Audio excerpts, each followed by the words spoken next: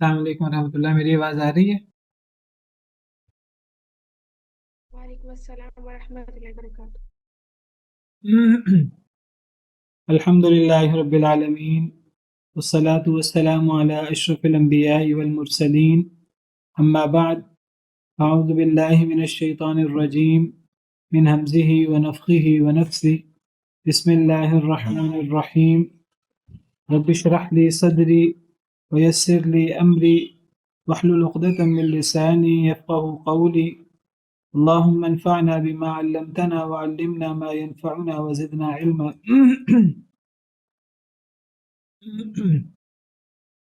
أعوذ بالله من الشيطان الرجيم، بسم الله الرحمن الرحيم. ولبثوا في كهفهم 300 سنين وازدادوا 9. اور وہ ٹھہرے اپنے غار میں 300 سنین 300 سال، وازدادوا 9، اور وہ زیادہ ہوئے 9 سال مزید. اپنے غار میں وہ 300 سال اور 9 سال مزید 309 سال ٹھہرے رہے. قل اللہ اعلم بما لبثوا، کہہ دیجئے اللہ زیادہ جانتا ہے ساتھ اس کے جو وہ ٹھہرے رہے. لہ غیب السماوات والارض، اسی کے لیے غیب ہے آسمانوں کا اور زمین کا. ابصر بھی واسمع، کتنا ہی وہ دیکھنے والا ہے اور کتنا ہی وہ سننے والا ہے. ما لهم من دونہ من ولی، نہیں ہے ان کے لیے اللہ کے علاوہ کوئی مددگار، کوئی دوست. ولا یشرک فی حکمہ احدا، اور نہیں شریک کرتا اللہ تعالیٰ فی حکمہ، اپنے حکم میں، اپنے فیصلوں میں، احدا کسی ایک کو بھی. تو اللہ تعالیٰ فرماتے ہیں کہ وہ وَلَبِثُوا فِي كَهْفِهِمْ، وہ ٹھہرے رہے اپنے غار میں 300 سنین 300 سال، وزدادو، اور زیادہ ہوئے وہ 9 سال مزید. اس دادہ کا مطلب ہوتا ہے زیادہ ہونا، اور زیادہ کا مطلب ہوتا ہے زیادہ کرنا.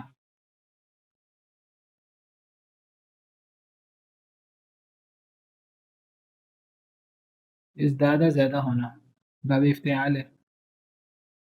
تو وہ اپنے غار میں 300 سال ٹھہرے، اور 309 سال پہ مزید 9 سال بھی زیادہ وہ رہے، تو 309 سال. اب یہ کس کا قول ہے؟ جمہور مفسرین کی رائے یہ ہے کہ یہ اللہ تعالیٰ کا قول ہے. اللہ تعالیٰ فرما رہے ہیں، یہ اللہ تعالیٰ کی خبر ہے اصحاب کہف کے بارے میں کہ وہ اپنے غار میں 300 سال اور 9 سال مزید 309 سال ٹھہرے رہے. بعض مفسرین کی رائے یہ ہے کہ یہ اصل میں اصحاب کہف کے بارے میں اہل کتاب کا قول ہے. جس طرح پیچھے اللہ نے فرمایا سیقولون ثلاثۃ رابعہم کلبہم، ان قریب وہ کہیں گے کہ وہ 3 تھے اور چوتھا ان کا کتا تھا، اور وہ کہیں گے کہ 5 تھے، چھٹا کتا تھا، اٹکل بچو لگاتے ہوئے، اور وہ کہیں گے 7 تھے اور 8واں کو کتا تھا. جس طرح اللہ تعالیٰ نے اصحاب کہف کی تعداد کے بارے میں کہ وہ کتنے تھے اس کے بارے میں اہل کتاب کے مختلف اقوال ذکر کیے ہیں. مختلف اقوال ذکر کر کے پہلے 2 اقوال پر اللہ کا تبصرہ یہ ہے کہ وہ اٹکل پچو ہے، اور وہ اندھیرے تیر ہیں، اندھیرے میں تیر، یعنی بغیر کسی یقین کے، بغیر کسی مضبوط بنیاد کے وہ باتیں ہیں، اندازے ہیں. تیسرا قول بھی اللہ نے ذکر کیا، تیسرے قول پہ تبصرہ نہیں کیا، اور پھر اللہ تعالیٰ فرماتے ہیں کہ اللہ بہتر جانتے ہیں کہ وہ کتنے تھے. یہ بات تھوڑے لوگ صحیح جانتے ہیں کہ وہ کتنے تھے. تو جس طرح اللہ تعالیٰ نے اصحاب کہف کی تعداد کے بارے میں اہل کتاب کے مختلف اقوال ذکر کیے ہیں، اسی طرح بعض مفسرین کی رائے یہ ہے کہ وَلَبِثُوا فِي كَهْفِهِمْ، اس سے پیچھے بھی وہی سیقولون وہ محذوف ہے. یعنی یہ اہل کتاب کے قول کے طور پر اللہ نے فرمایا ہے کہ وہ ٹھہرے رہے اپنے غار میں 300 سنین 300 سال وزداد 9 اور وہ زیادہ ہوئے 9 سال مزید یعنی وہ اپنے غار میں 309 سال ٹھہرے. تو یہ گویا کہ بعض مفسرین کے مطابق یہ اہل کتاب کا قول ہے. اسی لیے آگے اللہ تعالیٰ قل اللہ عالم بما لبثوا کہہ رہے ہیں اللہ زیادہ جانتے ہیں کہ وہ کتنا عرصہ ٹھہرے رہے. بعض نے 300 سال بھی لکھا ہے، بعض نے 309 سال لکھا ہے. بہرحال یہ اختلاف ہے مفسرین میں کہ وَلَبِثُوا فِي كَهْفِهِمْ یہ اللہ تعالیٰ کی خبر ہے اور اللہ کی خبر تو 100% سچی ہوتی ہے، یا یہ اللہ نے اہل کتاب کا قول نقل کیا ہے. جس طرح پیچھے اللہ نے اصحاب کہف کی تعداد کے بارے میں ان کے اقوال نقل کیے ہیں، وہ اصحاب کہف کتنا عرصہ ٹھہرے یہ اللہ نے ان کی طرف سے ان کا قول نقل کیا ہے، یا یہ اللہ کی طرف سے خبر ہے کہ وہ 309 سال ٹھہرے. جمہور کی رائے یہ ہے کہ یہ اللہ تعالیٰ کی طرف سے خبر ہے، کیونکہ پیچھے سیقولون یا یقولون یا قالو یہ الفاظ نہیں ہیں، تو یہ اللہ تعالیٰ کی طرف سے خبر ہے. لیکن بعض دوسرے مفسرین کی رائے یہ ہے کہ یہ اہل کتاب کی طرف سے اللہ نے نقل کی ہے. اس کی وجہ یہ وہ بیان کہتے ہیں کہ اگر اللہ کا قول ہوتا تو پھر آگے قل اللہ اعلم بما لبثوا نہ ہوتا. اگر اللہ کی خبر ہوتی تو اللہ تو خبر دینے کے بعد نہیں فرمائیں گے کہ اللہ زیادہ بہتر جانتے ہیں کہ وہ کتنا عرصہ ٹھہرے رہے، کتنا عرصہ سوئے رہے. تو اسی لیے بعض مفسرین کی رائے یہ ہے کہ یہ اصل میں اہل کتاب کا قول اللہ نے نقل کیا. اس میں اگرچہ اللہ تعالیٰ نے یقولون یا قالو پیچھے کہا نہیں، لیکن وہ انڈرسٹوڈ ہے، جیسے پیچھے سیقولون موجود ہے، تو تب ہی قل اللہ اعلم بما لبثوا فٹ بیٹھتا ہے. لیکن جمہور جب کہتے ہیں کہ یہ اللہ کا قول ہے، اللہ کی خبر ہے، تو پھر جمہور قل اللہ اعلم بما لبثوا کے بارے میں کیا کہتے ہیں؟ اگر اللہ کا قول ہے تو پھر قل اللہ اعلم بما لبثوا اللہ نے کیوں فرمایا؟ کہہ دیجئے اللہ ہی زیادہ جانتے ہیں ساتھ اس کے جو وہ ٹھہرے. جمہور اس کا جواب یہ دیتے ہیں، وہ کہتے ہیں کہ یہ اللہ کی خبر ہے کہ وہ اپنے غار میں 300 سال اور مزید 9 سال بھی وہ رہے.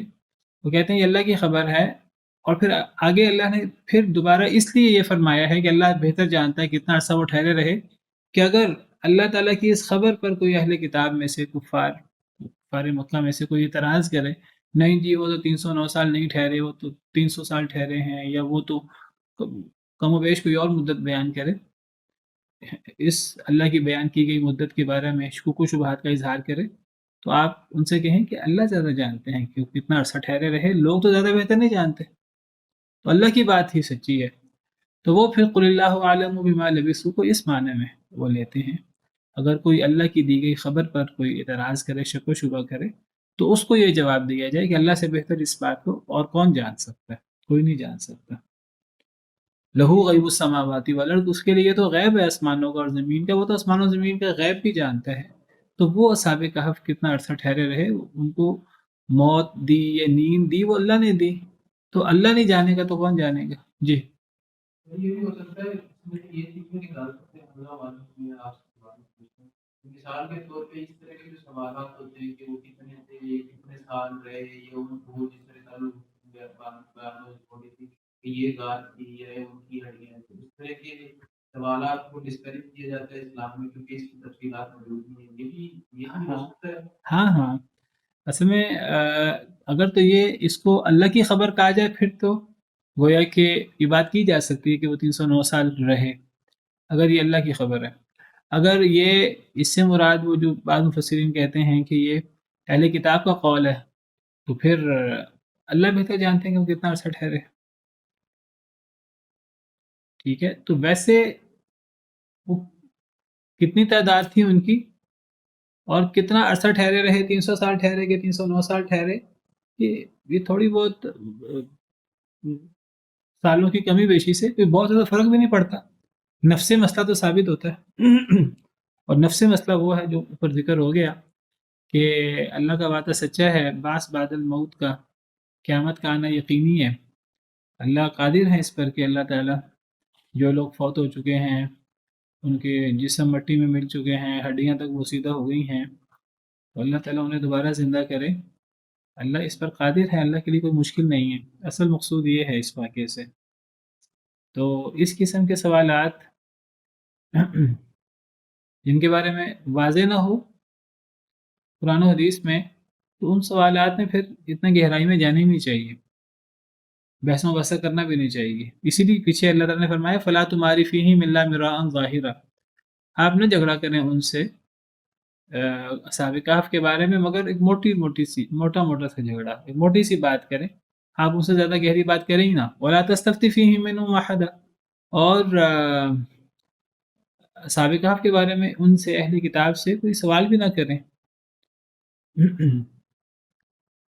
کیونکہ وہ کوئی بات کریں گے تو ان کی باتیں تو دو ٹوک نہیں ہیں، ان کی باتیں وہ تورات و انجیل کی روشنی میں ہے. تورات انجیل کون سا وہ اوتھینٹک رہ گئی ہیں، ان میں تحریف ہو چکی ہے، تو ان سے پوچھنے کی ضرورت نہیں ہے. جتنا قرآن حدیث میں آگے اتنا ٹھیک ہے. تو اللہ فرماتے ہیں اللہ زیادہ بہتر جانتے ہیں کہ وہ کتنا عرصہ ٹھہرے رہے، کتنا عرصہ وہ سوئے رہے یا مرے رہے. لہو غیب السماوات والارض، اسی کے لیے ہی غیب ہے آسمان و زمین کا، یعنی اللہ کے لیے آسمان و زمین کے غیب کا بھی علم ہے اللہ کے پاس، حاضر کا علم تو ہے ہی ہے، غیب کا بھی علم ہے. لہو پہلے آ گیا تو اس میں حسر پیدا ہوا. صرف اللہ کے لیے غیب ہے آسمان و زمین کا، آسمان و زمین کے غیب کا علم بھی ہے. تو وہ اللہ نہیں جانے گا تو کون جانے گا. ابصر بھی و اسمع،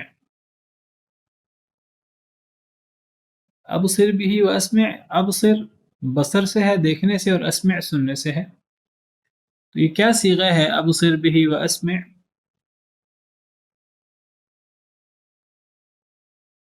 جی کون بیان کرے گا آپ میں سے آن لائن گرامر پڑھ رہے ہیں آپ لوگ؟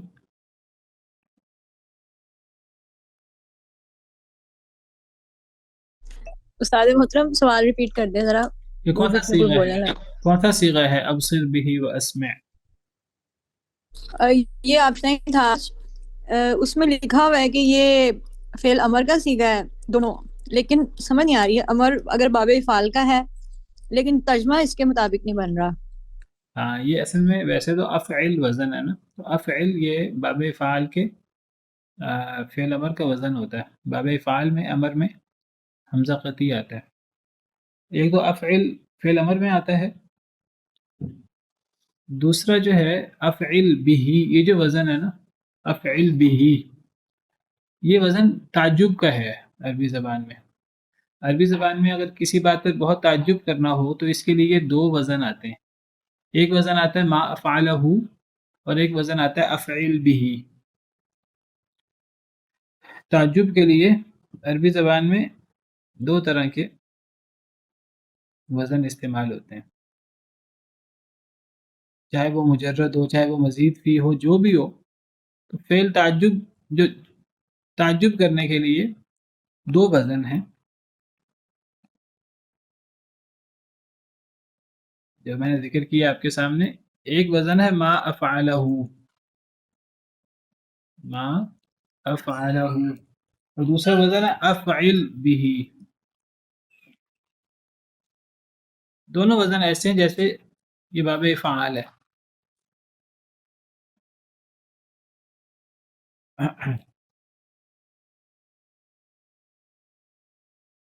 افعل، یہ باب فعال کے فعل ماضی کے پہلا صیغہ کا وزن اس طرح ہوتا ہے افعل، افعل افعل افعل.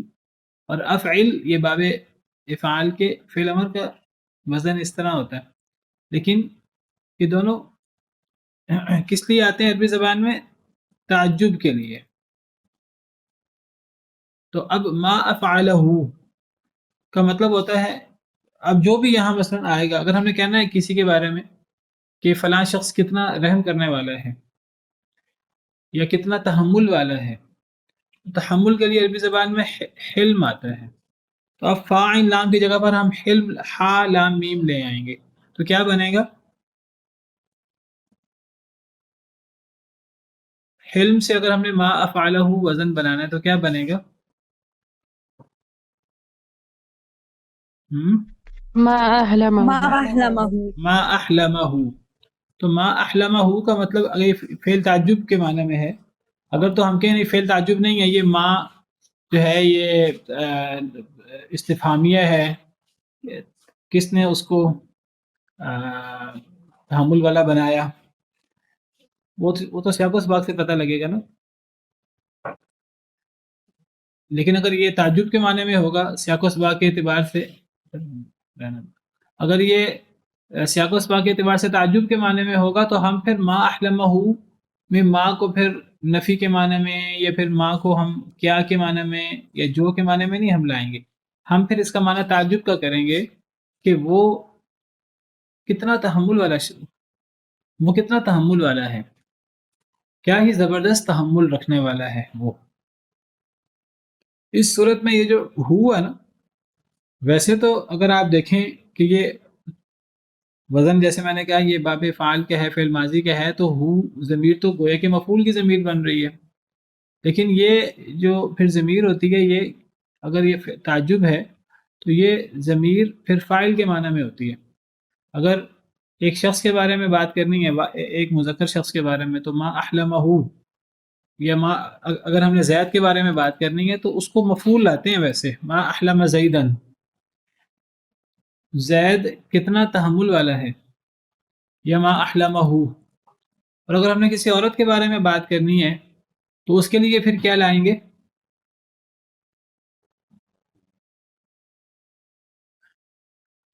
پھر ہاں لائیں گے. ما أحلمها. پھر مؤنث کی ضمیر لائیں گے، ما احلمہا. یا اگر ہم اس میں ظاہر لانا چاہیں گے، مثلا اگر ہم نے کہنا فاطمہ کے بارے میں، تو کیا کہیں گے؟ پھر کیا کہیں گے ہم؟ ما أحلمها. احلمہ فاطمہ. ما احلم فاطمہ، اس کو ہم اعراب میں منصوب لائیں گے. کہنے کو یہ فاعل کے معنی میں ہوگا کہ فاطمہ کتنی تحمل رکھنے کیا ہی خوب تحمل رکھتی ہے فاطمہ. ٹھیک ہے، تو کون تحمل رکھنے والی ہے؟ فاطمہ. اب کہنے کو وہ معنی فاعل کیا ہے، لیکن عربی ترکیب میں وہ مفعول کے انداز میں آئے گا. ٹھیک ہے، اگر ہم نے کہنا ہے دو لوگوں کے بارے میں کہ سیدنا ابوبکر سیدنا عمر اللہ سے کتنے ڈرنے والے تھے. ٹھیک ہے، دو لوگوں کے بارے میں بات کرنی ہے اور ڈرنے کے لیے تقویٰ آتا ہے یا اللہ سے کتنے ڈرنے والے تھے، خوف کا لفظ آتا ہے. تو ہم پھر کیا لائیں گے؟ حضرت ابوبکر عمر، ہم دو لوگوں کی ضمیر لانا چاہتے ہیں خوف کے لیے، وہ اللہ سے کتنے ڈرنے والے تھے. تو کیا کہ ہم اگر ہم تعجب کے لیے استعمال کرنا چاہتے ہیں تو کیا کہیں گے؟ ما أخوفهما. اخوفہما. ٹھیک ہے، اخوفہ کو ہم نے چینج نہیں کرنا. ہم نے یہ نہیں کہنا چونکہ دو لوگ ہیں تو ہم اخوفہ ہم تثنیہ کا صیغہ لے آئیں. اگر کسی عورت کے بارے میں بات ہے تو ہم وہ جس سے پیچھے ہم نے کہا تھا ما احلم فاطمہ تا، ما احلمت نہیں کہیں گے. فعل کو مؤنث نہیں لائیں گے، فعل کو وہی لائیں گے. ٹھیک ہے، تو اب اگر تثنیہ لانا ہے تو ہمیں فعل کو تثنیہ کرنے کی ضرورت نہیں ہے. فعل کو ہم وہی لائیں گے، ضمیر کو بس اس کے مطابق چینج کرتے جائیں گے اگر ضمیر لانی ہے. اور اگر اسم ظاہر اسم آنا ہے تب پھر ما اخوفا ابا بکر و عمر، ہم اس کو بھی منصوب لائیں گے. تو ما اخوفہما. اور اگر میں کہنا ہے کہ وہ لوگ، وہ سب لوگ، وہ قوم کتنی بزدل ہے، تو بزدل کے لیے جبن آتا ہے عربی زبان میں. وہ سب لوگ کتنے بزدل ہیں تو کیا لائیں گے ہم؟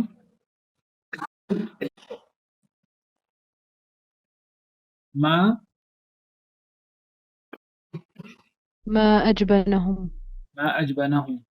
ٹھیک ہے، تو یہ تعجب کے لیے عربی زبان کہنا فلاں شخص کتنا خوبصورت ہے، تو ما احسنہ، یا ما احسنہا اگر عورت کے لیے ہے، ما اجملہ، ما اجملہا.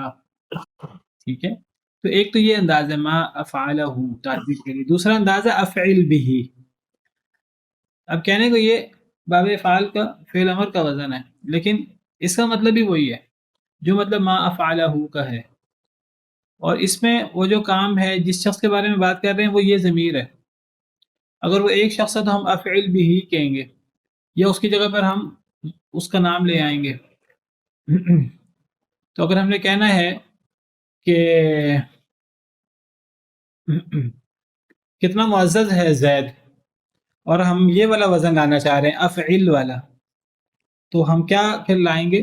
اگر ہم نے کہنا ہے کہ کتنا معزز شخص ہے زید، تو پھر اس دوسرے وزن پر ہم کیسے لائیں گے اس کو؟ کیا بنے گا؟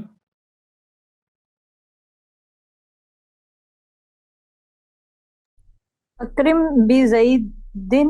اکرم بزیدن. اب کہنے کو اس کا مطلب یہ ہونا چاہیے، اگر یہ فعل امر ہو تو کہ تو عزت کر زید کے ساتھ، لیکن ہم یہاں تعجب کا معنی کریں گے، یہاں لفظی معنی نہیں کریں گے. یہ تعجب کے لیے اگر ہم لائے ہیں تو تعجب کا معنی کریں گے، اور ہم کہیں گے کہ زید کتنا معزز ہے. اور یہ کہ زید جو ہے وہ، یعنی زید کے بارے میں بات ہو رہی ہے، گویا کہ وہ معنی میں فاعل بن رہا ہے، لیکن وہ یہاں وہ مجرور بنے گا با کی وجہ سے، اکرم بزیدن یا اکرم بھی ہی.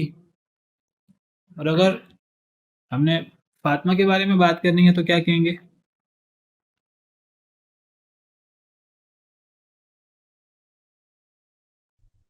اکرم بفاطمہ. ہاں بفاطمہ. یہ جری حالت ہوگی، لیکن چونکہ یہ غیر منصرف ہے تو غیر منصرف کی وجہ سے اس کی جری حالت زبر کے ساتھ ہوگی. اکرم بفاطمہ، مطلب کیا ہوگا کہ فاطمہ کتنی معزز ہے. اگر ہم نے ضمیر لانی ہے تو ضمیر کیا لائیں گے؟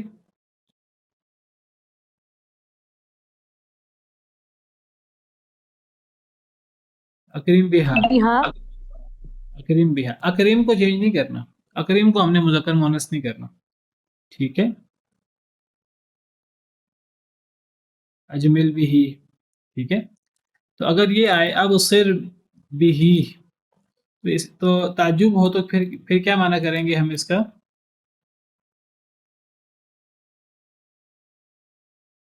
بصر سے. اب صر بھی تعجب کا معنی ہے، تو کیا معنی کریں گے اس کا ہم اس جملے کا؟ کیا دیکھنے والا ہے اس کو، کیا ہی خوب وہ دیکھنے والا ہے، یعنی اس کی بصارت کتنی زبردست ہے، کتنے کمال درجے کی ہے. اور ہی کی ضمیر کہاں لوٹ رہی ہے؟ مراد کون ہے؟ اللہ تعالیٰ. اب صر بھی، اور آگے کیا ہے؟ اب صر بھی و اسمع. اب کہنے کو میں نے بتایا کہ یہ فعل امر کا وزن ہے، لیکن چونکہ اب یہ مخصوص وزن آ گیا، اب صر بھی افعل بھی والا وزن، یہ فعل تعجب کا پہلا وزن ما فعلہ، دوسرا وزن افعل بھی، تو یہ دوسرا وزن ہے اب صر بھی. جب یہ اب صر بھی ہے تو اسمع، یہ واو عاطفہ ہے. جب وہ اسمع آ گیا تو گویا کہ اس کے آگے بھی محذوف ہے، وہ اس لیے دوبارہ نہیں آیا چونکہ پیچھے آ گیا ہے، تو گویا کہ اب صر بھی و اسمع، اصل میں اب صر بھی ہے اور وہ اسمع بھی ہے، لیکن چونکہ پیچھے بھی آ گیا تو پھر آگے وہ اسمع کے ساتھ دوبارہ اس کا تکرار نہیں آیا، تو گویا کہ اصل جملہ ہے اب صر بھی و اسمع بھی. تو اللہ کے بارے میں دونوں ہیں یہ، تو کیا مطلب بنے گا؟ اب صر بھی و اسمع، کیا ہی خوب وہ دیکھنے والا ہے اور کیا ہی خوب وہ سننے والا ہے، کیا ہی خوب وہ سننے والا ہے. تو یہ تعجب کا انداز ہے. اللہ تعالیٰ اپنے بارے میں خود فرما رہے ہیں، کیونکہ پیچھے اللہ کی بات ہو رہی ہے. کہہ دیجئے اللہ تعالیٰ زیادہ جانتا ہے ساتھ اس کے وہ کتنا عرصہ ٹھہرے رہے، اللہ اس کی زیادہ جانتا ہے. اگر کوئی شک بھی کرے اللہ کی بتائی ہوئی راجع قول کے مطابق یہ اللہ نے بتایا کہ 309 سال ٹھہرے، اگر کوئی شک کرے تو کہہ دیجئے اللہ سے بہتر اس کو کون جانے گا. اللہ تو وہ ہے کہ جو زمین و آسمان، اس کے پاس تو زمین و آسمان کے غیب کا علم بھی ہے. اور پھر اللہ تعالیٰ مزید اپنی تعریف، اپنی شان بیان کرتے ہوئے فرماتے ہیں کیا ہی خوب وہ دیکھنے والا اور کیا ہی خوب وہ سننے والا، یعنی اللہ. تو جو اللہ اتنا خوب دیکھنے والا اور اتنا خوب سننے والا ہے، تو اس اللہ کو کیوں پتہ نہیں ہوگا کہ وہ کتنا عرصہ ٹھہرے رہے. اور اگر یہاں اب صر بھی و اسمع کی بجائے اگر میں یہاں اسمع بہم و ابصر لے آؤں تب کیا معنی ہوگا؟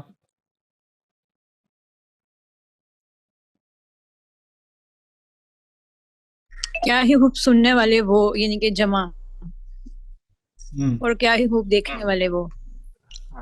تو یہ بات بھی استاد محترم، یہ جو اوپر ہم نے وہ پڑھا ہے ما افعل الہ، اسی طرح وہ ایک نعت ہے نا جس میں شاید ہے یہ ما اکمل کا ما اجمل کا، سبحان اللہ، وہ یہی الفاظ ہے نا؟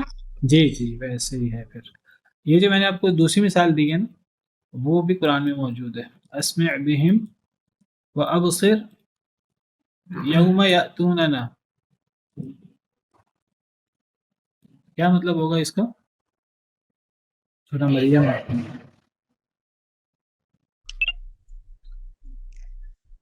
جس دن وہ آئیں گے ہمارے پاس، لائے جائیں گے ہمارے پاس. یعنی اللہ تعالیٰ فرما رہے ہیں حضرت عیسیٰ کا ذکر کر کے کہ حضرت عیسیٰ کو تم لوگ اللہ یا اللہ کا بیٹا کہتے ہو، حالانکہ حضرت عیسیٰ نے تو کہا تھا اللہ میرا رب ہے تمہارا بھی رب ہے، تم اسی کی عبادت کرو، یہ سیدھا رستہ ہے. حضرت عیسیٰ نے تو عیسائیوں کو کہا کہ میں اللہ کا بندہ ہوں، اللہ میرا بھی رب ہے تمہارا بھی رب ہے، اللہ ہی کی عبادت ہونی چاہیے، اور اسی کو حضرت عیسیٰ نے سیدھا راستہ قرار دیا، اور یہی اسلام کا موقف ہے. حضرت عیسیٰ بھی اسلام پر تھے، تو اللہ تعالیٰ کہتے ہیں کہ حضرت عیسیٰ کا موقف تو یہ تھا، لیکن لوگوں نے اختلاف کیا، عیسائیوں نے آپس میں حضرت عیسیٰ کے بعد. تو کافروں کے لیے جو بہت بڑا دن ہے اس کی حاضری کافروں کے لیے وہ ویل ہے. تو پھر اللہ فرماتے ہیں کہ اسمع بہم و ابصر، کیا ہی خوب سننے والے ہوں گے یعنی قیامت کے دن، و ابصر اور دیکھنے والے ہوں گے. یہ ابصر بھی اصل میں ابصر بہم میں، بہم دوسری دفعہ دوبارہ تکرار کے ساتھ نہیں آیا، اصل میں اسمع بہم و ابصر، بہم بہم محذوف ہے، پیچھے بہم آ گیا تو اس وجہ سے. کیا ہی وہ خوب سننے والے ہیں کفار، و ابصر کیا ہی خوب دیکھنے والے ہیں ہوں گے، یوم یاتوننا جس دن ہمارے پاس آئیں گے یعنی قیامت کے دن. لیکن الظالمون اليوم فی ضلال مبین، لیکن ظالم لوگ آج کے دن تو واضح گمراہی میں ہیں. کیا ہی اللہ تعالیٰ نے بہترین انداز سے کفار کے بارے میں بات کی کہ یہ کفار آج ان کو کوئی قرآن کی آیت سناؤ، کوئی اللہ کا حکم سناؤ، یہ سنتے ہی نہیں ہیں. آج انہیں کوئی اللہ کی نشانی دکھاؤ، یہ دیکھتے ہی نہیں ہیں. اللہ کہتے ہیں نہ دیکھیں، دنیا میں نہ دیکھیں، دنیا میں یہ غفلت میں زندگی گزار دیں، نہ اللہ کی نشانیاں اللہ کی آیتیں سنیں، نہ اللہ کی نشانیاں دیکھیں. لیکن قیامت کے دن ان کے کان اور ان کی آنکھیں کیا ہی خوب کام کریں گی. کیوں قیامت کے دن کیوں ان کے کان اور ان کی آنکھیں اتنے خوب کام کریں گی؟ قیامت کے دن عذاب سامنے ہوگا، قیامت کے دن یہ خوب ڈرے ہوئے ہوں گے. جب خوب ڈرے ہوئے ہوں گے تو اس وقت تو ایک ایک چیز کو کتنا ہی خوب دیکھ رہے ہوں گے، اور ایک ایک بات کو کیا ہی خوب سن رہے ہوں گے. اس وقت تو کوئی انہیں کہے کہ جی اللہ پر ایمان لے آؤ، وہ 100 دفعہ ایمان لائیں گے فوراً، کوئی انکار نہیں کرے گا. تو قیامت کے دن کیا ہی وہ دیکھنے والے، ان کے کان اور ان کی آنکھیں کتنی تیز ہوں گی. لیکن اللہ فرماتے ہیں آج کے دن نہ ان کے کان کام کر رہے ہیں نہ ان کی آنکھیں کام کر رہی ہیں. تو یہ وہی انداز ہے تعجب کا. تو وہی انداز یہاں استعمال ہوا اللہ کے لیے. ابصر بھی و اسمع، کیا ہی خوب وہ سننے والا ہے، اور کیا ہی خوب وہ دیکھنے والا ہے، اور کیا ہی خوب وہ سننے والا ہے. اور بہی کی زمین اللہ کی طرف لوٹ رہی ہے، اور تعجب کا یہ انداز ہے. ما لهم من دونه من ولی، نہیں ہے ان کے لیے اللہ کے علاوہ کوئی مددگار. اللہ کے علاوہ کوئی مددگار نہیں ہوگا. کن لوگوں کے لیے؟ ان لوگوں کے لیے جو اللہ کی باتیں نہیں مانتے اور اللہ کے خبروں پر یقین نہیں رکھتے، اللہ کی وحی کا انکار کرتے ہیں. تو ایسے لوگ اللہ کے نافرمان، اہل کتاب جو بھی اللہ کی نافرمانی کریں، تو ان کا اللہ کے علاوہ کوئی دوست نہیں ہے، کوئی مددگار نہیں ہے. ولا یشرک فی حکمہ احدا، اور نہ ہی وہ شریک کرتا ہے یعنی اللہ فی حکمہ اپنے حکم میں، اپنے فیصلوں میں، احدا کسی ایک کو. اللہ اکیلے حاکم ہے، فیصلہ اکیلے اللہ کا چلتا ہے، اور اس فیصلے میں اللہ کا کوئی شریک نہیں ہوتا. ہاں نبی اللہ کی طرف سے کوئی حکم سنائے تو وہ اللہ کی طرف سے نبی خبر دیتے ہیں. نبی کی بات ہم اس لیے مانتے ہیں کیونکہ وہ نبی اللہ کی طرف سے ہمیں خبر دے رہے ہوتے ہیں. حکم اللہ وحدہ لا شریک کا ہوتا ہے، اس لیے اللہ فرماتے ہیں الا لہ الخلق والامر، خبردار اللہ ہی کے لیے تخلیق ہے تو حکم بھی اللہ ہی کا چلے گا. اسی لیے اللہ تعالیٰ فرماتے ہیں کہ فالحکم للہ العلی الکبیر، حکم تو صرف اللہ کا چلے گا جو بہت بلند ہے اور جو بہت بڑا ہے. ان الحکم الا للہ، نہیں ہے فیصلہ مگر اللہ کا، اللہ کے علاوہ کسی کا فیصلہ نہیں چلتا. اللہ کے علاوہ کسی کا فیصلہ جو ہے وہ نہیں چلتا، کوئی حکم نہیں دے سکتا. کسی کی بات شریعت نہیں ہو سکتی، کسی کی بات دین نہیں ہو سکتی، اللہ کی بات ہی شریعت ہوتی ہے، اللہ کا حکم ہی دنیا میں چلتا ہے، کیونکہ اللہ تعالیٰ اس کائنات کا خالق ہے، خالق کی بات ہی چلنی چاہیے۔ پھر اس پہ اعتراض ہوتا ہے جو میں نے آپ سے کہا کہ پھر نبی کی بات کیوں مانی جاتی ہے غیر مشروط؟ نبی کی ذاتی بات نہیں ہوتی، نبی کی بات اس لیے غیر مشروط مانی جاتی ہے کہ نبی اپنی طرف سے بات نہیں کرتا دین کے بارے میں، نبی جو بات کرتا ہے وہ اللہ کی طرف سے کرتا ہے، اس لیے اللہ فرماتے ہیں من یطیع الرسول فقد اطاع اللہ، جو رسول کی اطاعت کرے وہ در حقیقت اللہ کی اطاعت کرتا ہے۔ تو دین نام ہے اللہ کے حکم کا، بس اللہ کی طرف سے آنے والی وحی کا۔ دنیا کی یا لوگوں کی ذاتی بات دین نہیں بن سکتی، چاہے وہ کوئی بڑے سے بڑا شخص کیوں نہ ہو، چاہے وہ بڑے سے بڑا صحابی کیوں نہ ہو، چاہے بڑے سے بڑا عالم کیوں نہ ہو، تو اس کی ذاتی بات، اس کی اپنی اجتہادی بات وہ دین نہیں ہو سکتی۔ ولا یشرک فی حکمہ احدا، نہیں وہ شریک کرتا اپنے حکم میں، یعنی اللہ احدا کسی ایک کو بھی۔ وَاتْلُ مَا أُوحِيَ إِلَيْكَ مِن کتاب ربک، اور آپ تلاوت کیجئے اے اللہ کے رسول صلی اللہ علیہ وسلم۔ وَاتْلُ فعل امر ہے، تلا یتلو سے واو گرا ہوا ہے اس کے آخر سے۔ وَاتْلُ مَا أُوحِيَ إِلَيْكَ، آپ تلاوت کیجئے اے اللہ کے رسول صلی اللہ علیہ وسلم، ما اوحی الیک، جو وحی کیا گیا آپ کی طرف، من کتاب ربک، آپ کے رب کی کتاب سے۔ لا مبدل لکلماتہ، نہیں ہے کوئی بدلنے والا اللہ کے کلمات کو۔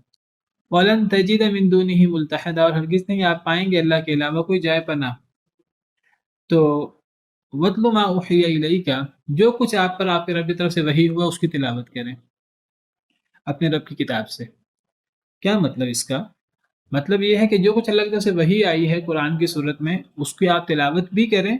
تلا یتلو کا مطلب تلاوت کرنا بھی ہوتا ہے، اور تلا یتلو کا مطلب تلاوت کے علاوہ کیا ہوتا ہے؟ تلا یتلو کا ایک معنی تلاوت کرنا، اور تلا یتلو کا ایک معنی اور بھی ہوتا ہے، پیچھے پیچھے چلنا۔ جی جی جزاک اللہ خیر، پیچھے پیچھے چلنا۔ اور پیروی کیجیے ما اوحی الیک، جو کچھ وحی کیا گیا آپ کی طرف، من کتاب ربک، آپ کے رب کی کتاب سے۔ تو تلا یتلو پیروی کرنے کے معنی میں بھی آتا ہے، دونوں معنی ہو سکتے ہیں۔ جو کچھ آپ پر آپ کے رب کی طرف سے وحی کیا گیا اس کی تلاوت کریں، یا جو کچھ آپ پر آپ کے رب کی طرف سے وحی کیا گیا آپ کے رب کی کتاب سے اس کی پیروی کریں، تلاوت کریں، پیروی کریں، دونوں چیزیں ہی قرآن کے متعلق ہیں۔ یہاں سے عمومی قرآن مراد ہو سکتا ہے سارے کا سارا اللہ کی وحی، اور بطور خاص یہاں کیا مراد ہوگا؟ خاص طور پہ یہ واقعہ جو اصحاب کہف کا ہے، یعنی اصحاب کہف کے بارے میں آپ کو یہ اہل کتاب تورات انجیل دیگر کتابیں مشرکین مکہ کیا کہہ رہے ہیں، انہوں نے یہود و نصارہ سے کیا سنا ہے، یہود و نصارہ کیا کہہ رہے ہیں، آپ کو ادھر ادھر توجہ دینے کی ضرورت نہیں ہے۔ جو کچھ اللہ کی طرف سے وحی ہو گیا بس اسی پر اکتفا کیجیے، ارد گرد جانے کی ضرورت نہیں ہے۔ یہ بہت زبردست اصول ہیں قرآن کریم کے واقعات اور قرآن کریم کے میں جو کچھ چیزیں آتی ہیں تو فوکس کرنا چاہیے اس پر۔ باقی کوئی بات دلیل اور حجت نہیں بن سکتی، کوئی بات تورات میں آ بھی گئی، کوئی بات انجیل میں آ بھی گئی، وہ بیان کی جا سکتی ہے لیکن اس پر عقیدہ نہیں رکھا جا سکتا، نہ ہی ہم اس کی تردید کریں، نہ ہی ہم اس کی تصدیق کریں تورات و انجیل کی بات کی۔ جو قرآن کے خلاف ہوگی وہ تو رد کر دیں گے، جو صریح قرآن کے خلاف ہوگی رد کر دیں گے، جو قرآن کے خلاف نہیں ہوگی ہم اس سے استدلال نہیں کر سکتے، اس کو دلیل نہیں بنا سکتے، ہم اس کا رد بھی نہیں کرتے، تصدیق بھی نہیں کرتے، تکذیب بھی نہیں کرتے، لیکن ہمیں ایک مسلمان کا کام ہے وہ اللہ کی وحی پر فوکس کرے، اللہ کی وحی کی تلاوت کرے، اللہ کی وحی پر عمل کرے، اس کے مطابق پیروی کرے۔ تو اس سے مراد عمومی قرآن اور قرآن کے عمومی احکام بھی ہو سکتے ہیں، اور سیاق و سباق کی روح سے اس سے مراد اصحاب کہف کا قصہ بطور خاص ہو سکتا ہے۔ اس قصے میں آپ کو ارد گرد کسی سے پوچھنے کی ضرورت نہیں، کسی سے جھگڑا کرنے کی ضرورت نہیں، جیسے پیچھے ہم نے پڑھا لا مبدل لکلماتہ، نہیں ہے کوئی بدلنے والا اللہ کے کلمات کو، اللہ کے کلمات کو کوئی بدل نہیں سکتا۔ اللہ کے کلمات سے مراد پہلے بھی ہم یہ کئی دفعہ پڑھا ہے ہم نے، لا مبدل لکلماتہ، اللہ کے وعدوں کو کوئی بدل نہیں سکتا۔ اب اس واقعے سے کیا ثابت ہوتا ہے اصحاب کہف کے واقعے سے؟ اصل مقصود جو ہے وہ کیا ہے؟ موت کے بعد کی زندگی. یہ اللہ کا وعدہ ہے. اللہ نے کہا کہ جس اللہ نے پہلی دفعہ پیدا کیا وہ دوبارہ پیدا کرے گا. اب جب اللہ کا وعدہ ہے اس وعدے کو کون بدلے؟ کوئی بدل نہیں سکتا. جب اللہ نے کہہ دیا ہے تو جیسے کہہ دیا ویسے ہی ہوگا. جیسے اللہ نے کہا ہے ہو بہو ویسے ہوگا. لا مبدل لکلماتہ. اصحاب کہف کا قصہ مراد لے تو یہ مراد ہوگی، ورنہ آپ اسے عمومی معنی مراد لے لیں. اللہ کے جتنے وعدے ہیں ان وعدوں کو کوئی بدل نہیں سکتا. اللہ نے مثلا وعدہ کیا ہے کہ اللہ رسولوں کو غلبہ عطا کریں گے. کتب اللہ لاغلبن انا ورسولی. اللہ نے بات لکھ دی کہ میں اور میرا رسول غالب آئیں گے. اللہ نے بات لکھ دی کہ ایمان والے اگر وہ اپنے دین پر صحیح طریقے سے عمل پیرا ہوں گے دنیا میں غالب آئیں گے. وانتم الاعلون ان کنتم مؤمنین. اللہ کے اس وعدے کو کوئی بدل نہیں سکتا. ساری دنیا اکٹھی ہو جائے وہ اللہ کے اس وعدے کو نہیں بدل سکتی. ساری دنیا کی کفر اکٹھی ہو جائے، اگر مومن اپنے ایمان پر صحیح طریقے سے قائم دائم ہے تو دنیا شکست نہیں دے سکتی انہیں. دیگر اللہ کے وعدے جتنے اللہ کے وعدے ٹھیک ہے، والعاقبۃ للمتقین، یا اور جو اس قسم کے اللہ کے وعدے ہیں، یا لا مبدل لکلماتہ اور زیادہ عموم کر لیں تو اللہ کے کلمات کو کوئی بدل نہیں سکتا. یعنی اللہ کے کلمات کی سچائی کوئی اسے جھوٹا نہیں قرار دے سکتا. اللہ کے قرآن کا کوئی جملہ کوئی بات غلط نہیں ہو سکتی. کیوں؟ اس لیے ومن اصدق من اللہ حدیثا. اللہ سے بڑھ کر بات میں سچا کون ہے؟ اللہ سے بڑھ ومن اصدق من اللہ قیلا. اللہ سے بڑھ کر قول میں سچا کون ہے؟ یا کیا معنی ہو سکتا ہے لا مبدل لکلماتہ؟ اللہ کے کلمات کو کوئی بدل نہیں سکتا. یعنی اللہ کی کلمات سچے بھی ہیں، کوئی تبدیل نہیں کر سکتا، جھوٹا قرار نہیں دے سکتا. اور اللہ کی کلمات اللہ کی باتیں 100% حق ہیں، انصاف ہیں، وہ ظلم زیادتی نہیں ہو سکتی اور کوئی ان کو ظلم زیادتی ثابت نہیں کر سکتا. تو بہرحال لا مبدل لکلماتہ ہی سے مراد اصحاب کہف کا قصہ مراد لیں. اللہ کے وعدے اور خاص طور پر جو اللہ کا وعدہ ہے قیامت کے بارے میں وہ یا اللہ کے دیگر وعدے یا پھر اللہ کی باتیں قرآن کریم کو کوئی جھوٹا قرار نہیں دے سکتا، کوئی قرآن کی خبروں کو جھوٹا قرار نہیں دے سکتا. لا مبدل لکلماتہ کا معنی واضح ہو گیا. ولن تجد من دونہ ملتحدا. اور ہرگز نہیں آپ پائیں گے اللہ کے علاوہ ملتحدا. کیا معنی ہے اس کا؟ ملتحدا نہیں وہ تو ولی جو ہوتا ہے. ملتحدہ ٹھکانہ پناہ. ملتحدہ کا اصل مطلب ایسا ٹھکانہ نہیں ہوتا. اس کا روٹ کیا ہے، اس کے حروف اصلی کیا ہے ملتحدہ کے؟ جی تاحا دال تو نہیں ہے، لام ہا دال. لحد. لحد کہتے ہیں اصل میں بغلی قبر کو. ایک قبر ہوتی ہے جو ہمارے یہاں کھودی جاتی ہے، بغلی نہیں ہوتی. بڑا گڑھا کھود کر پھر چھوٹا گڑھا کھودا جاتا ہے. تو چھوٹے گڑھے میں میت کو ڈالا جاتا ہے اور بڑے گڑھے کے اوپر پھٹے لگا دیے جاتے ہیں. یہ ہمارے یہاں اس طرح ہمارے یہاں جی آپ کے علاقے میں لاحد والی ہوتی ہے. اصل میں ہاں اصل جس جگہ زمین نرم ہوتی ہے نا، ہمارے ہاں لاہور وغیرہ کے علاقوں میں زمین نرم ہوتی ہے تو ہمارے یہاں بڑا گڑھا کھود کر اسی میں چھوٹا گڑھا کھودا جاتا ہے. مثلا پہلے اگر 5-6 فٹ کا گڑھا کھود دیا تو پھر نیچے 2 فٹ کا گڑھا کھود کر وہ پھر نیچے تک لے جا کر تو میت کو اس میں ڈال دیتے ہیں اور اوپر پھٹے لگا دیتے ہیں. تو لیکن جو آپ اپنے علاقے کی بات کر رہے ہیں یہ عرب علاقوں میں جو سنت ہے ہاں وہ لحد ہوتی ہے. لحد میں یہ ہوتا ہے کہ وہ گڑھا کھود کر پھر سائڈ میں کھودا جاتا ہے، وہاں میت کو رکھا جاتا ہے اور وہ یہاں سے پھٹے بند کرتے ہیں، اس طرح اوپر سے پھٹے بند نہیں کرتے ہیں. جو آگ پر پکی نہ ہو یا پھٹے جو ہیں وہ لحد میں اس طرح رکھے جاتے ہیں. پھر وہ جو مٹی ڈالی جاتی ہے تو مٹی کا وزن اس پہ نہیں ہوتا. ہمارے ہاں وہ پھٹوں پر مٹی کا وزن ہوتا ہے جو ہمارے ہاں قبر کھودی جاتی ہے. بہرحال ملتحدہ لحد بغلی قبر. تو لحد کہتے ہیں سائڈ کو. تو بغلی قبر لحد سے مراد اور الحاد سے مراد، الحاد بھی اسی سے ہی ہوتا ہے، الحاد سے مراد دین کے اندر ایک سائیڈ کی روش اختیار کرنا، یعنی اللہ کے حکم کو چھوڑ کر سائیڈ کا رستہ اختیار کرنا، یعنی اللہ کے حکم سے اعراض کرنا، الحاد، دین کو چھوڑ دینا، اپنی منمانی کرنا۔ اور اسی طرح ملتحدہ، یہ لحد سے باب افتعال ہے اور اس سے اسم مفعول ہے۔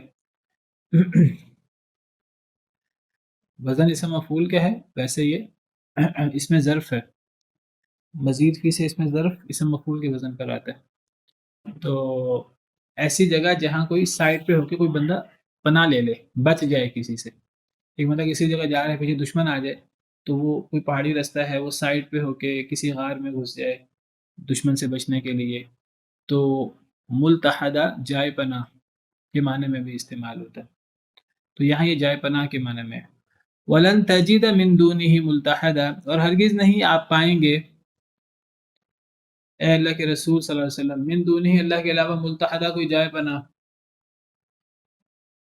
کیا مطلب؟ آپ اللہ کے علاوہ کوئی جائے پناہ نہیں پائیں گے، یعنی اگر آپ نے خطاب نبی صلی اللہ علیہ وسلم کو، مراد امت ہے، کئی دفعہ خطاب آپ کو ہوتا ہے، مراد امت ہوتی ہے، یعنی اگر آپ نے اللہ کی بتائے ہوئے اس واقعے کو نہ مانا اور اس میں اپنی طرف سے اضافے کرتے رہے تو اللہ کے علاوہ کوئی پناہ گاہ نہیں ملے گی، اللہ سے آپ کو بچانے والا کوئی نہیں ہوگا۔ امت کو خطاب ہے، امت میں سے کوئی شخص ان واقعات پہ اپنی طرف سے اضافہ نہ کیا کرے۔ اللہ نے جو واقعات بیان کیے ہیں اگر اس سیاق میں بات کی کریں، اصحاب کہف والے سیاق میں، ورنہ اگر عمومی بات کریں تو کوئی بندہ بھی اللہ سے بچ کر کہیں نہیں جا سکتا، اللہ کی کسی قسم کی بھی نافرمانی کر کے۔ اللہ کے حکم کی اطاعت ہی کرنی پڑے گی انسان کو۔ اختیار کا مطلب یہ نہیں ہے کہ انسان جو چاہے کرے، اگر وہ اللہ کی بات مانے پھر بھی اللہ راضی، اللہ کی بات نہ مانے پھر بھی اللہ راضی، ایسے نہیں ہوتا۔ اگر کوئی بندہ اللہ کی بات نہ مانے تو دنیا میں وقتی طور پر ڈھیل مل جاتی ہے، لیکن وہ اللہ سے بچ کر کوئی بندہ نہیں جا سکتا۔ تو وَلَن تَجِدَ مِن دُونِهِ مُلْتَحَدًا، ہرگز نہیں آپ پائیں گے اللہ کے علاوہ ملتحدہ کوئی جائے پناہ۔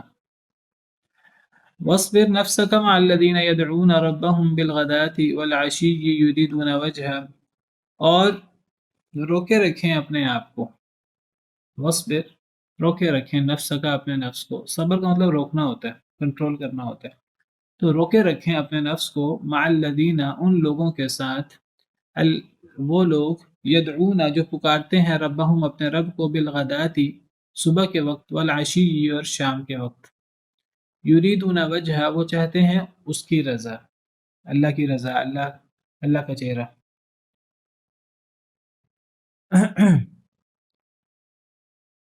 ولا تعد عیناک، اور نہ آگے بڑھیں، عدا یعدو، آگے بڑھنا، پھر جانا، نہ آگے بڑھیں، تعدو یہ نہیں ہے، فعل نہیں، لائے نہیں ہے، اصل میں تعدو تھا، واو گرا ہوا آخر سے، ولا تعدو، نہ آگے بڑھیں، عیناک، عینا، عین آنکھ کو کہتے ہیں، اس کا تثنیہ ہے عینانی، اس کا نون گرا ہوا ہے تثنیہ والا، کاف مضاف الیہ ہے، یہ عینا مضاف ہے، تو عیناک کا مطلب کیا ہوگا؟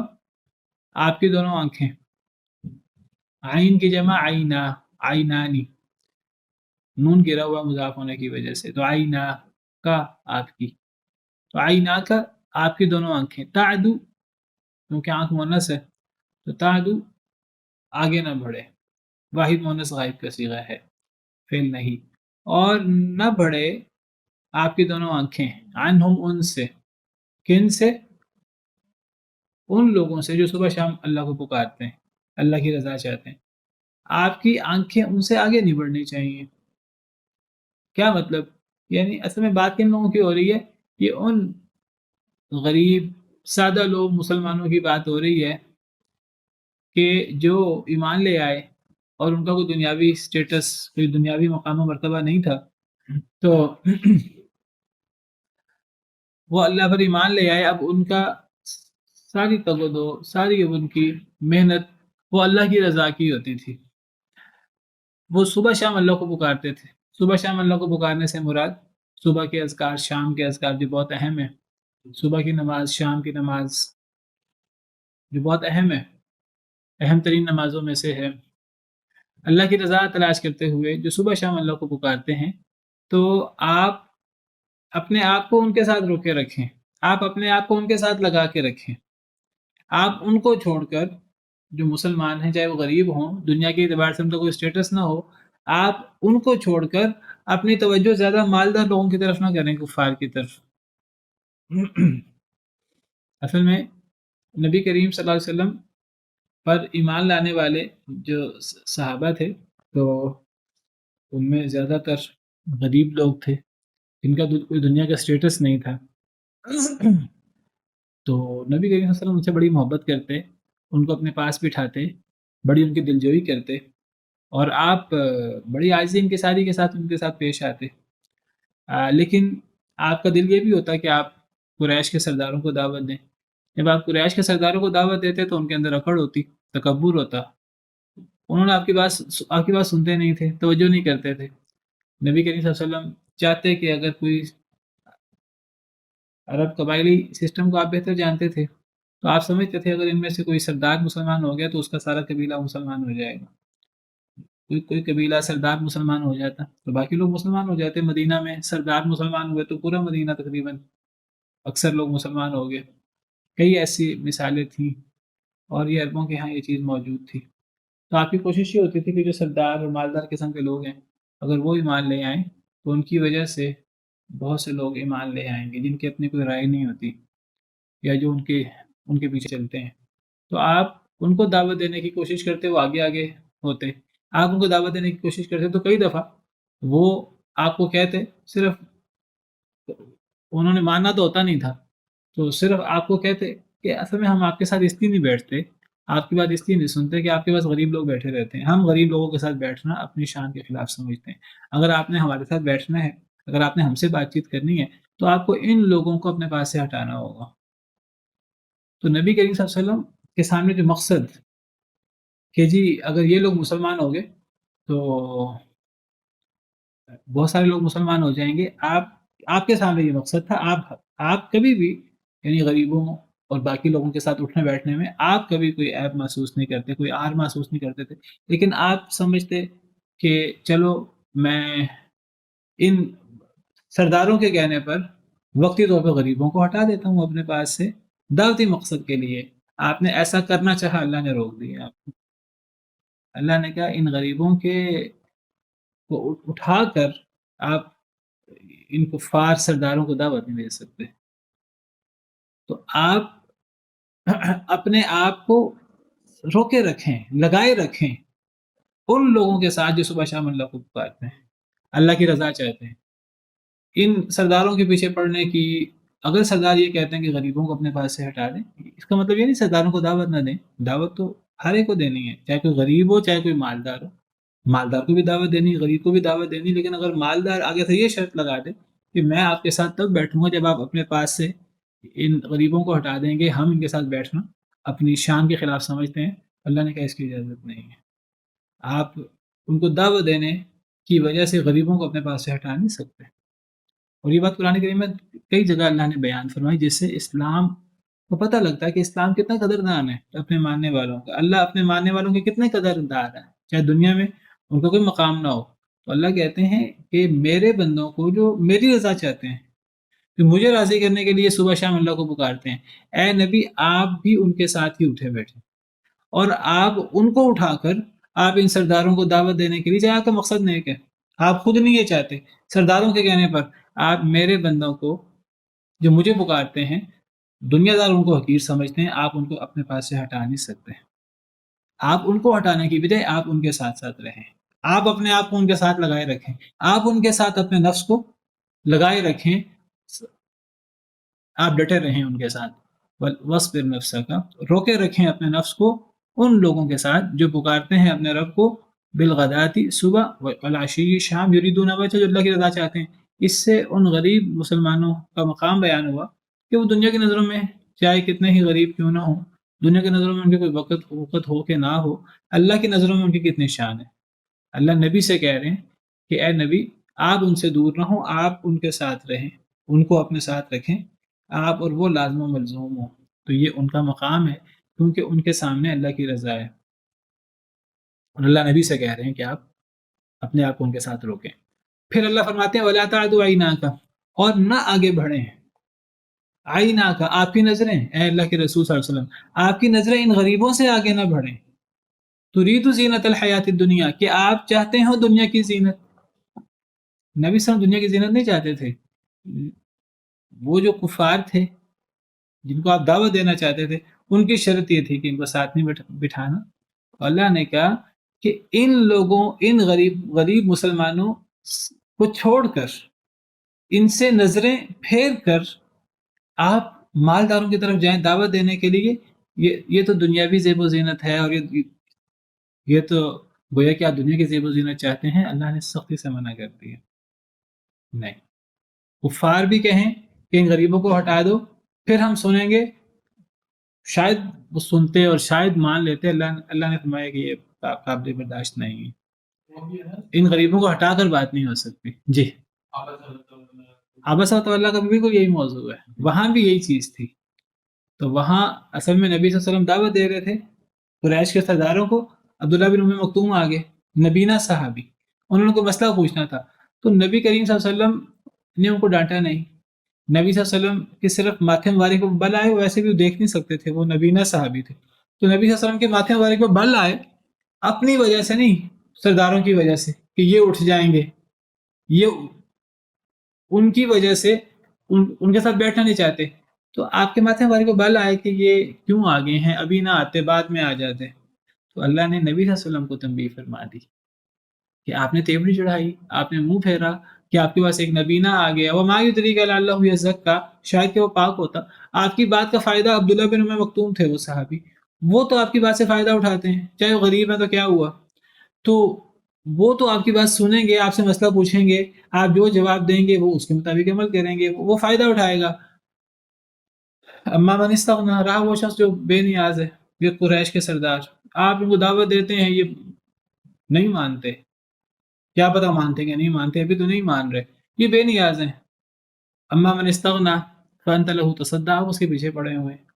وما علیک الا یزکا، اور اگر وہ پاک نہ ہو، اگر یہ ایمان نہ لائیں، آپ پر کوئی بوجھ نہیں ہے، آپ کی ذمہ داری یہ ایمان لائیں، یہ ذمہ داری نہیں ہے، آپ کی ذمہ داری دعوت دینا ہے۔ اور مامن جا کا یسعی، رہا وہ شخص جو آپ کے پاس دوڑ کر آ رہا ہے، کوشش کر کے، توجہ کے ساتھ، محنت کر کے آپ کے پاس آ رہا ہے، وہ یخشی، اور اللہ سے ڈرتا بھی ہے، فانت عنہ تلہی، آپ اس سے غفلت کر رہے ہیں۔ کلا انہا تذکرہ، ہرگز نہیں، یہ ایک نصیحت ہے قرآن۔ فمن شاء ذکرہ، جو نصیحت پکڑے وہ سردار بن جاتا ہے، وہ اللہ کا قریبی بن جاتا ہے، وہ عبداللہ بن ام مکتوم ہو یا وہ قریش کے سردار ہو۔ اگر قریش نہیں قرآن کو پڑھنا چاہتے تو نہ پڑھیں، عزت تو اس کی ہے جو قرآن کو پڑھے گا، جو اس نصیحت پر عمل کرے گا۔ وہ عبداللہ بن ام مکتوم ہے، تو آپ قریش کی وجہ سے عبداللہ بن ام مکتوم سے کیسے آپ کے ماتھے پہ بل آئے؟ اور پھر قرآن میں اور مقام پر سورہ نعام میں وَلَا تَطْرُدِ الَّذِينَ يَدْعُونَ رَبَّهُمْ بِالْغَدَاةِ، آپ نہ دور کیجئے ان لوگوں کو جو صبح شام اللہ کو پکارتے ہیں۔ اور پھر حضرت نوح علیہ السلام کے حوالے سے بھی یہ بات موجود ہے، حضرت نوح علیہ السلام کو بھی اس کو ہمیشہ سے یہ مسئلہ ہے، ہمیشہ سے وہ سرداروں نے بات ماننی ہے کہ نہیں ماننی، شرط یہ ہوتی تھی غریبوں کو ہٹا دیں اپنے پاس سے، ہم آپ کے ساتھ بیٹھنے کو تیار ہیں، ہم سنیں گے، ماننے نہ ماننے الگ بات ہے، غریبوں کے ساتھ ہم نہیں بیٹھ سکتے۔ تو حضرت نوح نے فرمایا میں غریبوں کو اپنے سے دور نہیں کر سکتا۔ وَيَا قَوْمِ مَن يَنصُرُنِي مِنَ اللَّهِ إِن طَرَدتُّهُمْ أَفَلَا تَذَكَّرُونَ، اے میری قوم، میری اللہ کے بالمقابل مدد کون کرے گا اگر میں نے انہیں اپنے سے دور کر دیا، کیا تم نصیحت نہیں پکڑتے؟ تو یہ بہت قرآن کا ایک زبردست موضوع ہے کہ ایمان والوں کے ساتھ اپنے آپ کو لگائے رکھیں، وہ مالدار ہیں یا وہ غریب ہیں، اپنے آپ ان کے ساتھ لگائے رکھیں۔ یہ کفار سرداروں کے پیچھے بہت زیادہ پیچھے پڑنے کی ضرورت نہیں ہے، آپ ایک وقار کے ساتھ ان کو دعوت دیں، مانتے ہیں تو مانتے ہیں، ٹھیک ہے، نہیں مانتے تو نہ مانیں، لیکن ان کی وجہ سے آپ غریبوں کو اپنے سے دور نہ کریں۔ کچھ لوگ اصل میں کہتے ہیں ہم نے ایلیٹ کلاس میں کام کرنا ہے، آپ ایلیٹ کلاس میں کام کریں، کوئی حرج کی بات نہیں ہے، لیکن اگر آپ صرف ایک کلاس میں کام کرتے ہیں، دوسری کلاس میں کام نہیں کرتے، اگر آپ ایلیٹ کلاس میں کام کر رہے ہیں، کوئی غریب آ جاتا ہے اور آپ کے ماتھے پہ بل آ جاتا ہے، آپ تو یہ قرآن کے مزاج کے خلاف ہے. قرآن اس کی تردید کرتا ہے. دونوں میں کام کرنا، غریبوں میں بھی کام کرنا، امیروں میں بھی کام کرنا، اور امیروں کی وجہ سے غریبوں کو پیچھے نہیں کرنا. آپ ایک کلاس کو خاص نہیں کر سکتے. کچھ اصل میں اس کی بات کروں، کچھ تنظیمیں کہتے ہیں ہمارا کام ہی ایلیٹ کلاس میں ہے. آپ اپنے آپ کو خاص نہیں کر سکتے، نبی خاص نہیں کر سکتے، آپ کیسے اپنے آپ کو خاص کر سکتے ہیں؟ ہاں، آپ سب کو دعوت دیں برابر کے ساتھ، اور جو اللہ کو ماننے والا اس کو کبھی اپنے سے دور نہ کریں. چلیں اس آیت کریمہ کو پھر کل مکمل کریں گے، اسی پر بس کرتے ہیں. سبحان ربک رب العزت عما یصفون وسلام علی المرسلین والحمد للہ رب العالمین.